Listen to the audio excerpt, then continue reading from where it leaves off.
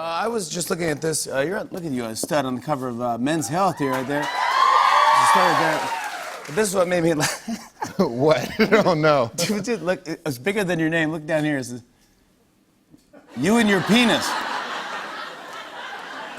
Well, I just thought that was. why is my hand like? Why did they pick? Why that did they pose? pick that pose? Yeah. Anyways, congrats on that. Congrats on your penis. Just, really. helping people across the country. Yeah. How's your summer? Everything going well? It's been good. Yeah. But we had some issues heading into 4th of July at my house. Tell me. Well, we had some snake problems. Ooh. So I live in California, and there are snakes. It's like the desert. So there were snakes coming in from my neighbor's yard, like big snakes, like this thick around, long, colored like rattlesnakes. We kept spotting them in the yard. Wow. So one day I'm driving home, and I pull into my driveway in my truck, and I see a huge one going across the driveway. So my wife and I watch Naked and Afraid all the time. Okay. And they're always like eating snakes with a stick and a machete, and that's their, so I've kind of watched and thought, like, could I do that? Yeah. So I hit the park, I go running in the house, and I have a lot of like machetes and tomahawks and like katana, well, from like all the movies I've done. Oh, okay. And then gifts. People send me battle axes, fully weighted, they can go through armor. Anyway, it's weird. My house, my office, I've got a lot of weird stuff. Wow. Anyway, I go running in, I grab this tomahawk, pull the cover off, I go running through the house, and my wife sees me running outside with an axe. And she starts screaming, "What's happening?" Thinking I'm gonna go murder somebody on our driveway. Of course. And so I go running out, she comes running out after me in her bathrobe and sees me going after the snake. And she starts screaming, "No, it's too short!" She disappears back into the house and comes back out with one of my training katanas.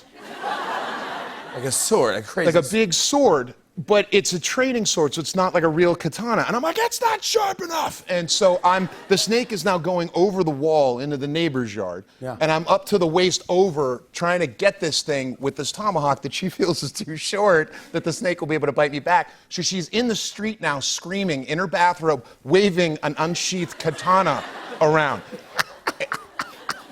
And a car stops in the street with this guy in behind the steering wheel. And he goes, "Is everything all right?" It's like you're holding an axe. Beverly Hills. Broad daylight. There's a woman in the bathroom screaming with a katana, and there's a crazy guy with an axe, a hatchet in the driveway. Yeah, no. With blood on it from the children. Jesus. So we got the snake. Okay, good. And my brother could bring over my nieces and kids with It's safe now. It's safe now. It's safe to go to your house. Gosh, snake-free. snake-free. I love that you have all these crazy weapons and stuff at your house. Well, it's like all the roles I play. You know? Do you have a baseball bat now from this movie? I have many baseball bats. Do you, right? Yeah. Congrats on the bottom of the ninth. Thank you. You produced this as well. I did, yeah. What is this film about? Well, I play a 19-year-old kid who grew up in the Bronx, in the shadow of Yankee Stadium, and he winds up getting drafted by the Yankees. He's a baseball phenom. Yeah. And shortly after getting drafted, he's out with his neighborhood friends one night, and they all get into a fight. And he hits a kid. The kid falls back and smacks his head on the curb and dies. And my character winds up getting 9 years in prison for it, and then another 9 years for violence, for basically keeping himself alive in prison. So he gets out 18 years later and returns to the Bronx, having missed his mother's funeral. He missed the Yankees. He missed the girl. He missed his life, and he tries to put things back together. And in the process, winds up getting a second chance at baseball in the minor leagues, and then winds up bumping into the girl whose heart he broke at 19 years old, who's played by my wife. Sophia. Oh. Yeah. How cool is that? It's great. How was it to work with Sophia? She's the best. She is the best. Yeah, she's the best. Is any drama because you guys are working together, but also married? No, I mean, I was also a producer, so I had to make sure that she was in the car on time. There you go. But I'm used to that as a husband. You just tell her a half an hour early, and then we're good. Yeah, exactly, yeah. Oh, that's great. I want to show everyone a clip. Here's Joe Manganiello in bottom of the ninth. Take a look at this. Sonny! Let's see what you got, hotshot.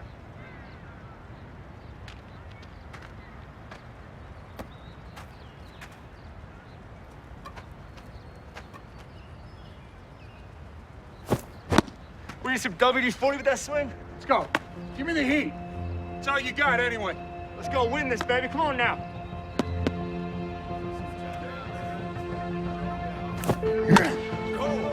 Nice, Dano.